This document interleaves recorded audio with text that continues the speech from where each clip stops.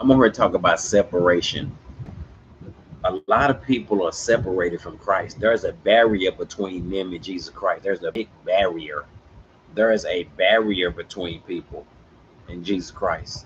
We didn't come into this world as we wasn't born into this world as children of God, following Christ. No. Just because you went to a church when you was a little kid or something, that don't mean you follow Christ. We was not born into this world as children of God. Okay? There is a separation.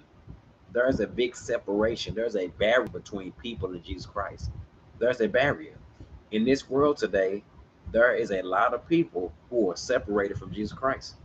There's a big separation. Look at our world today. There is a separation. We did not come into this world as children of God. Isaiah 59 says, but your iniquities have built a barrier between you and God. You but your iniquities and your sins had built a barrier. There's a barrier. A lot of people in this world today say, this is my life, our life. That's a barrier. That's a barrier.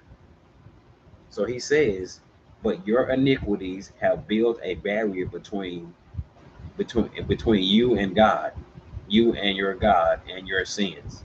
But your iniquities have separated you from God. He has hidden his face from you, so he will not hear you. Because a lot of people say, I don't need no Jesus Christ. This is my life, our life. So you're not with Jesus. You just said you don't need him. There's a barrier between you and him. You may go around and just do a bunch of talking, but that don't mean you're with him. There's a barrier between Jesus Christ and a lot of people. He says, but your iniquities have separated you from God, your sins. He have hidden his face from you, so he will not hear you. There's a big barrier.